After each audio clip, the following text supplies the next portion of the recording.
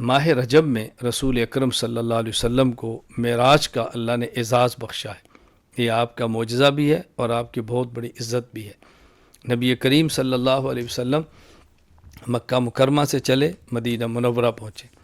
مدینہ منورہ سے آپ مدین، حضرت شعیب علیہ السلام کی بستی، وہاں سے طور سینا، حضرت موسیٰ علیہ السلام کے اللہ سے ہم کلام ہونے کی جگہ، وہاں سے بیت اللحم، حضرت عیسیٰ علیہ السلام کی جائے پیدائش، اور وہاں سے بیت المقدس 70,000 انبیاء کا قبلہ، پھر وہاں سے 7 آسمان اور اس کے اوپر عرش معلیٰ تک پہنچے، پھر وہاں سے واپس آئے اور اپنے گھر تشریف لائے۔ یہ معراج آپ کو بیداری کی حالت میں ہوئی، اسی دنیا والے جسم کے ساتھ ہوئی، یہ آپ کا معجزہ ہے۔ اور اسی موقع پر صدیق اکبر رضی اللہ تعالیٰ عنہ کو صدیق کا لقب ملا ہے۔ تو یہ معجزہ ہے، ہمیں اس کو سننا چاہیے، یاد کرنا چاہیے، پڑھنا چاہیے۔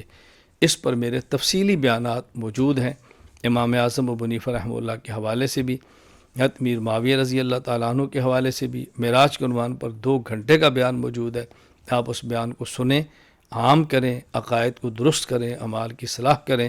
اللہ تعالی ہم سب کو شریعت کے مطابق زندگی گزارنے کی توفیق عطا فرمائے۔